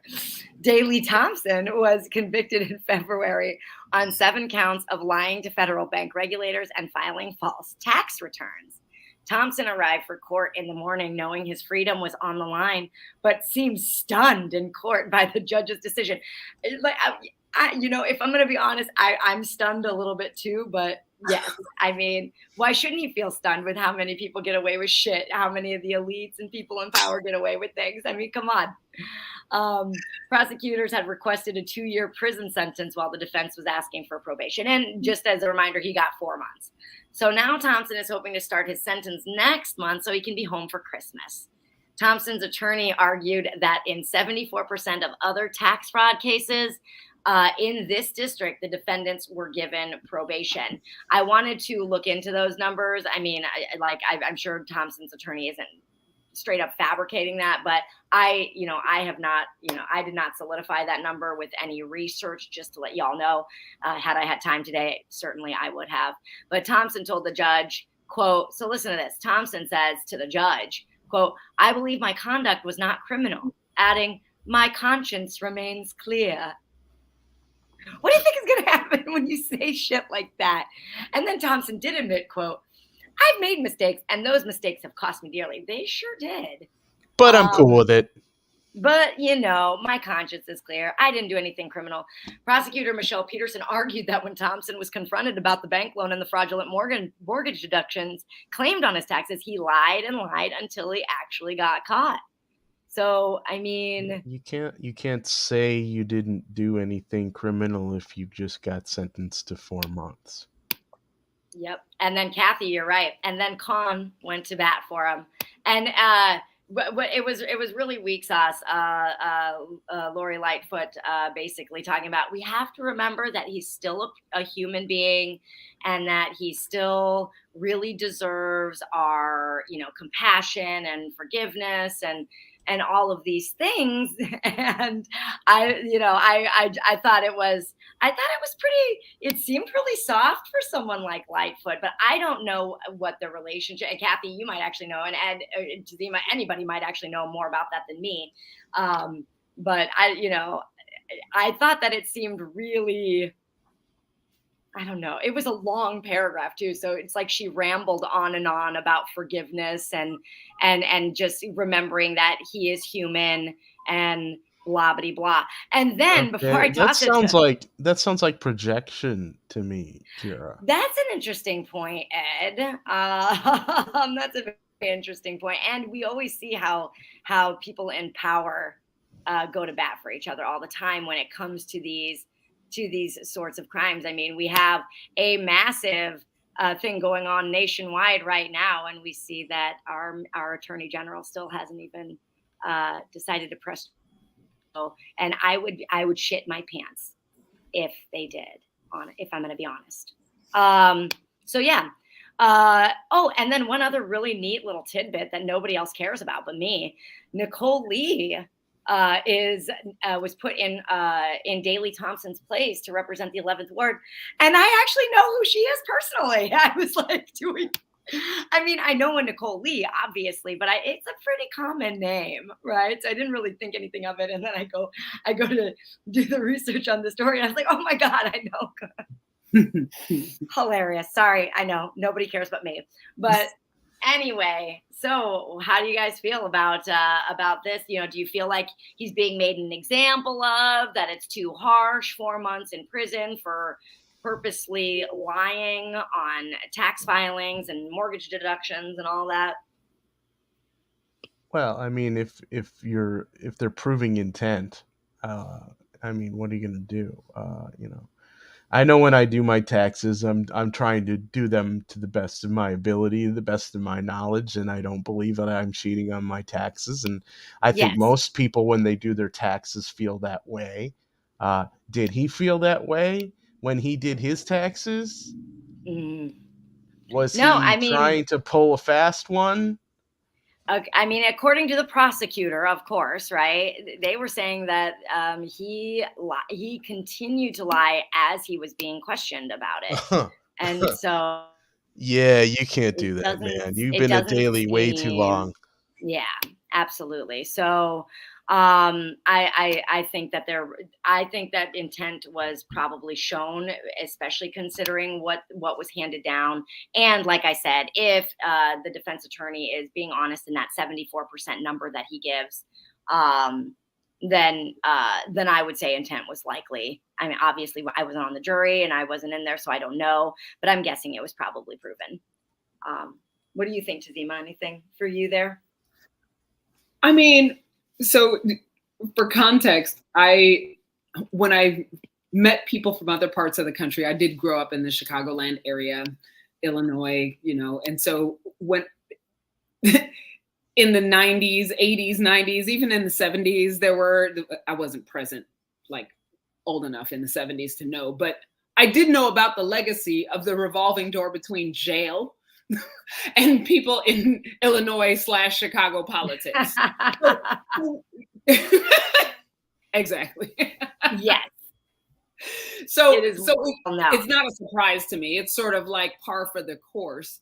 And the audacity of people to be like, I did some bullshit, I lied, and I don't feel bad about it. This is exactly the demonstrative evidence. This is an incident where the person is literally letting you know they don't care. So like, we can be all up in arms all we want, but like, stop trying to appeal to the morality of these people. Like, they don't. We have a theme today. I want to keep making these points. Like, every story you bring up, there's an opportunity for us to just play that theme again. They don't care. And so like, we can be all offended as we want to be. And at the same time, like, hold him to account. Send his ass to jail. I don't care if 75% more people didn't go to jail.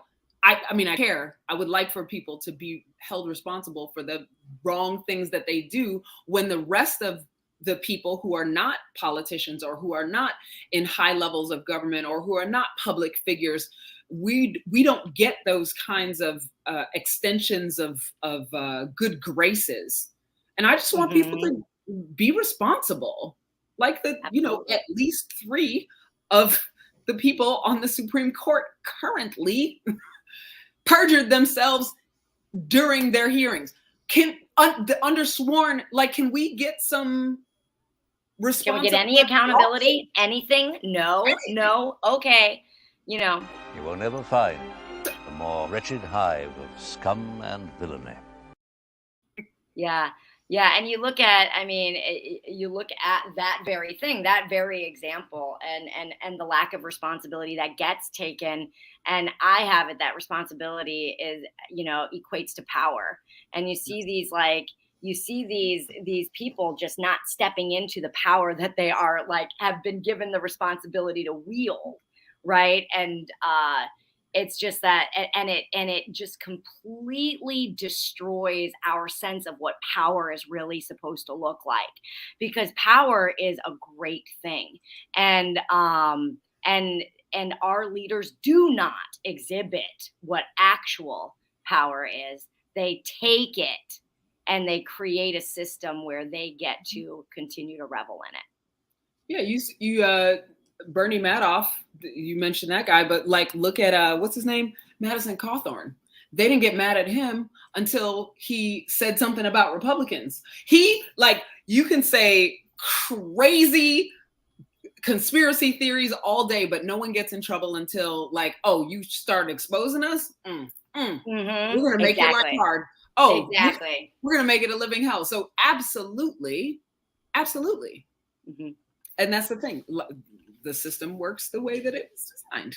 That's the way it is. It's set up that way. Absolutely. And then I did dig up Kathy for you and for the rest, because I didn't even put it in my script, but Kathy, when you brought it up, I completely remembered it. So I think that it's worth sharing because it is really, it's not, in my opinion, it's not the response that we as an electorate need to be hearing from our mayor in regard to this case.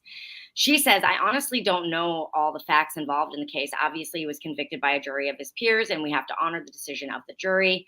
But look, what I also hope doesn't get lost in the shuffle is this is a human being with a wife and children and a family who loves him. And for whatever mistakes he's made, obviously he's paying pretty severe price. But I don't want to lose sight of the fact that he's a human being who clearly made some mistakes. The jury found as such, and he's going to pay and already has paid a pretty substantial price, which I thought was like a really interesting commentary, unless you think about what we were just talking about, right? Where it's like they will go to bat for each other, these people who are, in those cocktail parties. When she talked about how if you're convicted of, I think it was a crime or a violent crime, if you're not convicted, if you're brought in on charges on a violent crime, you're guilty. That was her statement just like 3-4 weeks ago. So that really flies in the face of, hey, this unless you've got money or power connections, in which case then she's just all in it for her pot of gold. So yeah. That's for Kathy. That's right. So, it speaking out of two sides of the mouth there. And yeah, that's what happens when you are in personal relationship with people. And then we start to see how that it ripples and snowballs when people have personal relationships with each other, and they start either making deals with each other or covering things up for each other, or just not taking action when action needs to be taken. So, all right. Yeah. Did he steal from the rich? Bernie Madoff was made an example. Yep, absolutely. 100. Okie dokie, you guys. Wow, we actually have more time for the stories that I actually didn't prepare, but that is okay. We got this. So we're coming back to the conversation about Mr. Billionaire Ken Griffin, who is getting kind of like, I sense, kind of positive press recently in regard to the donations he's been making. Right? The charity stuff. Yeah. So he's been doing a lot of charity work lately, you guys. He donated cough, 130 tax write-off. I know. And then when I reveal, the other thing we're about to reveal, you guys will all be you'll it and say, good riddance, Ken Griffin, and don't let the door hit you in the ass on the way out, right? So we have Ken Griffin donating $130 million to Chicago organizations as he leaves for Florida. So he's basically given away a ton of money before he leaves. The University of Chicago is the largest beneficiary at $30 million, including $15 million accelerated payment of a previous commitment. Other large gifts include $25 million to Northwestern Medicine, $20 million to the Field Museum, $10 million each to the Museum of Science and Industry and the Fourth Presbyterian Church. The June giving spree has drawn both praise for Griffin and concern for how the city will fill the civic and philanthropic void as the wealthiest man in Illinois takes up permanent residence, in Florida. Well, okay. Everybody needs a hobby. That's right. Yeah, giving away your money, except not, right? We did talk a couple weeks ago about how Ken Griffin does pay taxes, and he is, as he makes his exodus from our state, he is going to be taking a big chunk of money with him. But then, you guys, I stumbled upon, I did. I was like, actually, Ed may have, but Ed, you have the other story that we'll be talking about in a moment. I stumbled upon this little tidbit from ProPublica where Ken Griffin spent $54 million fighting a tax increase for the rich. And that was actually the progressive tax increase that was supposed to happen in a ballot initiative. I think it was in 2020. This was the progressive tax that my organization, actually, the People's Lobby, actually fought for and did a ton of phone banking and canvassing in regard to. Actually, I don't think we were canvassing because we were in the midst of COVID, which made it very, very hard for us to get into people's spaces. But yeah, what ended up happening is Ken Griffin basically killed that ballot initiative through a lot of commercials that basically said, hey, they're going to raise taxes on you, your regular folk, poor folk, which is absolutely not true inside of what that ballot initiative was saying. The commercials were just complete lies. And yeah, they were pretty vile. They were really, really bad. But they were everywhere, and that was the problem. Yeah, absolutely. And basically, a report was done by, was it by ProPublica, that has exposed that had that passed, Ken Griffin would have been responsible for, I think it was, I'm looking for the numbers now because, again, I didn't prepare this story, so I apologize. I'm kind of winging this from memory. I think it was about $51 million a year is what he is skirting as a result of spending that $54 million to fight the progressive tax initiative that was up for on our ballot in 2020 in Illinois. So this $130 million that he is cherry picking who it goes to, and it certainly isn't going to, the most underserved communities in Chicago, right?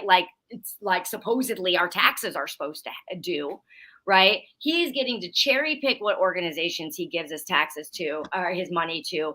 He gets to write them off, like you pointed out, Ed, just now. And then he got away with dodging about $51 million more a year by basically lying to Illinoisans about the opportunity to bring in more money to our state and more opportunities for our people. So Ken Griffin, can we use that fifth one? We can. Did you want to do that, right? You want to say? I was saving it, but I think maybe he. So Ken Griffin, this one's for you. Yes! All right. So, I wanted to bring that up because I know that I also 2 weeks ago brought up the very real reality, I guess, that as someone who has as much wealth as Ken Griffin leaves our state, he is also taking with him his coffers, which means that there is a hit in the world of taxation. Before I get to the story that you shared, Ed, though, I'm going to go over to the chat and make sure that that we are. But actually, Kira, are we really taking a hit in taxation since we didn't enact the progressive taxes on billionaires? And that's the other thing I was going to bring up. Now my curiosity is, will there be efforts made? And my guess is yes. Are there going to be efforts made now to bring that to the ballot initiative again, so that the people of Illinois can vote on it and maybe not have the reality obfuscated by those kinds of ads. That's very much my point there. Possible favoritism. Let's see. Did he give any to deep dish pizza, though, is really the question. Well, I didn't see any of it. Hey, look, rich man lying again. Found it nepo practice among those with power or influence, favoring relatives, friends, especially by giving them jabs. I thought you were talking about nepotism there. All right, my friends. So another little piece that I want to bring up in regard to Ken Griffin is a story that you shared, Ed, in our Slack channel that I also wanted to make sure that we're all aware of. In regards to his business dealing, the Chicago Tribune just published a piece explaining exactly what retail investors have been warning the SEC about. Citadel Securities, which is how Ken Griffin made his billions, dark pool dominates a big part of the financial world, accounting for as much as half of the U.S. stock activity. I had no idea Citadel Oh, Securities hang on, was that big. Kira. I think Yeah, we just entered the part of the show that is called corporations behaving badly. we did. Thank you, Ed. I didn't even think of that. Oh man, I love talking about corporations that behave badly. So here we go. Let's dive into it. So the Chicago Tribune says that this prominent dark pool is run by Chicago billionaire Ken Griffin's Citadel Securities and has been targeting small-scale retail investors. And they're not wrong. Dark pools are typically involved in payment for order flow, where they pay broker firms to receive retail order flow. Brokers such as Robinhood and TD Ameritrade accept payment for order flow. But retail investors have now brought these nefarious practices in the market to light. Let's discuss it. Um, so, Okay. so Here's the Cliff's notes on dark yeah, go for it. pools. Okay. The regular market would be the lit pool because it's in the light of day. It's happening right out in the open. The dark pools is stuff that's like aftermarket trading. It's stuff that's taken outside of the lit stock market, and companies that manage in different types of transactions related to Wall Street can do all kinds of things in the dark pools that they can't do in the lit pools. Mhm. That's the basic general version of the thing. Someone else who knows a whole lot more about dark pools could explain it better. In fact, I'll bet Jerry knows a little more, and we will most Jerry, get likely in here. we will almost certainly be talking about this stuff on Friday. Yeah, But definitely do get a little bit more deeply into it because I unfortunately did not have the bandwidth today to do that, but I wanted to.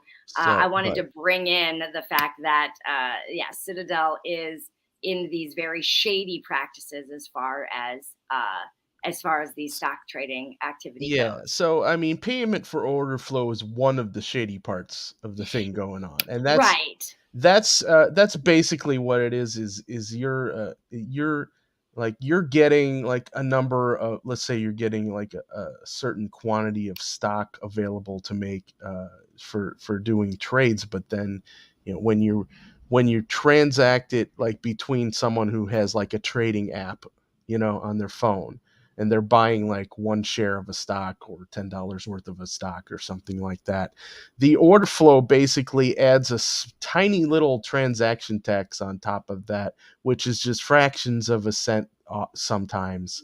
And so you don't really know if you're getting the stock at the price you really wanted to pay for it, or if they inflated that stock just a little bit so they can make some money off the top. So let's imagine that now these companies are bundling these large bunches of transactions. That's payment for order flow.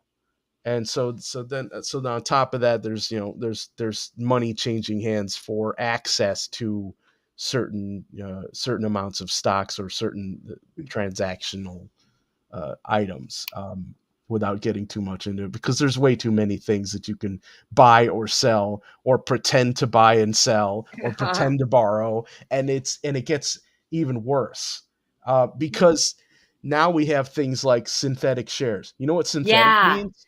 Synthetic is just a fancy word for fake.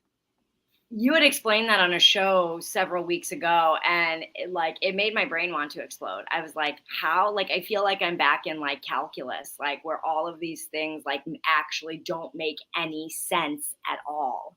Yeah, I mean, if any of you out there are interested in what's going on with this stuff, probably the easiest way to get up to speed if you're handy, or if you're, technically minded, is to go on Twitter and follow the hashtag AMC or hashtag GameStop hashtags, and see what the others are talking about on there, because some of them know a lot about what goes on behind the scenes in these dark pools, and some of them are able to track what transactions actually take place from the different companies that manipulate the dark pool. So the things like, if you're watching, for example, the AMC movie company stock lately, you will know just by following the thread of AMC how badly that stock price is being manipulated in the dark pool. Because the reality is the majority of people who own AMC right now are retail investors, and they're not selling. They're probably trying to buy more when the stock dips. But yet you keep seeing throughout the day this roller coaster thing of buying and selling and buying and selling, and sometimes this huge dip of selling, and we're like, we're not selling. Who's selling? And it turns out these guys are in the dark pool borrowing fake shares so that they can short them during the day. That is and that's what's happened. Fucked up shit. Yeah. So it's needless to say, we'll find out probably within a month or two when the stuff starts to fly, so to speak. Yes, indeed. Well, whew. Yeah. So again, hope I didn't bore you all out there. Oh God, no. No. Don't you worry. And Ed, I'm so glad that you have a little bit more background in that, because I certainly don't. And anytime I do try to like really get up to speed with how any of this works, I can say the words and I can pretend like it's something that makes a lot of sense to my brain, and then it's all pretend. It's all very much pretending. And as far as investing goes, what it is the real retail investors just want fairness and for everyone to be on the same playbook and to have the same rules for trading and stuff. You buy a stock because you're interested in the company. You sell a stock because you don't want to be invested in anymore. When these guys go and they try and short sell something, they're betting that a company is going to fail. That should be illegal. And they shouldn't be allowed to do that. Kathy's saying we're losing our community hospitals to these vultures. So yeah, that's another problem. Yeah, Ed, do you have any context inside of that? Well, I mean, it's just the way that a lot of these hospitals that even the public ones or state-run ones, a lot of them end up getting sold off to private corporations. A lot of them end up being hedge funds. That's a lot of what we're seeing right now. Actually, I feel like I'm constantly seeing the buying and selling of hospitals. And then that goes down. That goes down the rabbit hole of, well, why don't we have enough ER beds and all this stuff? And you're like, well, that's why. Because they're trying to make a profit. They don't care about your health. Mm-hmm. Yep. Okay.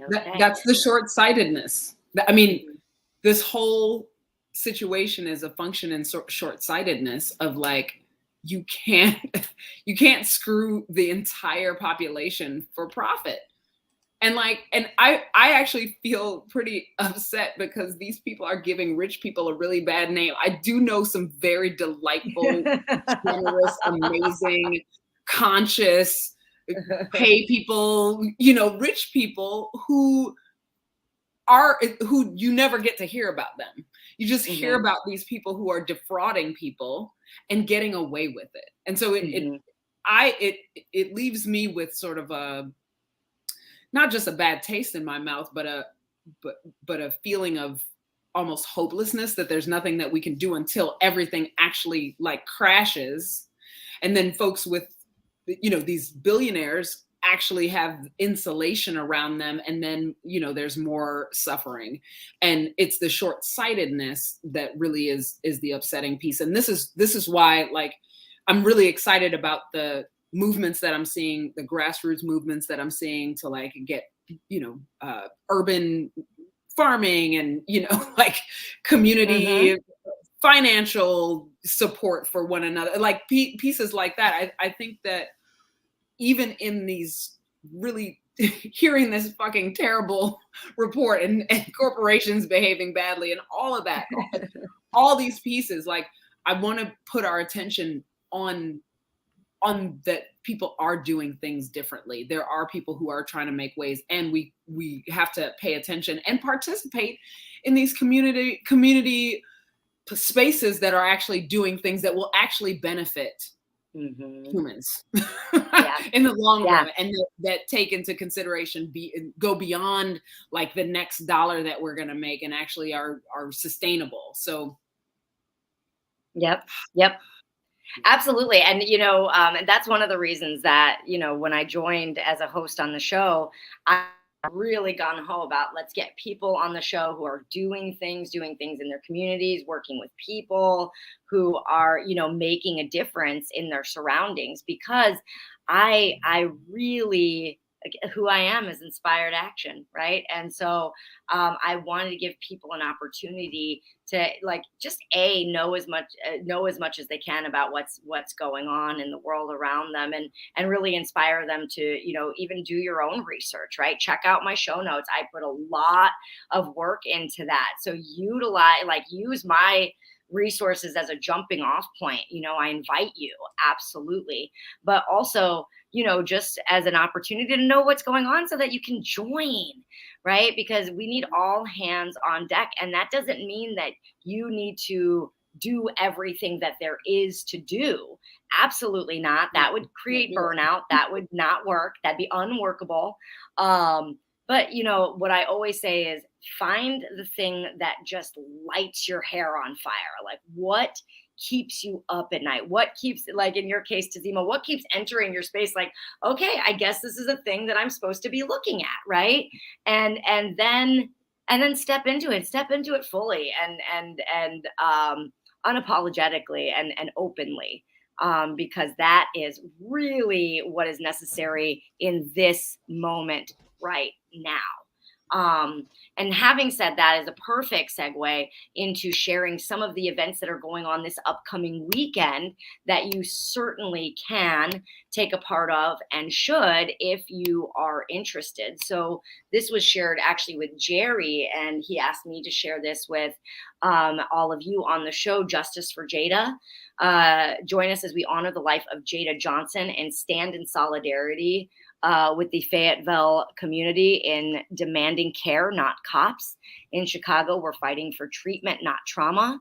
We're also fighting for community control of the police. We'll have space for dancing, sounds so fun, art, grief, and even heavy bags for rage as we hashtag say her name and reimagine care and public safety. So this is Saturday at noon at 63rd and Woodlawn. Again, everything is in the show notes in that Google document, so definitely check it out and you can get to know a little bit more about these efforts and register and get involved with that community.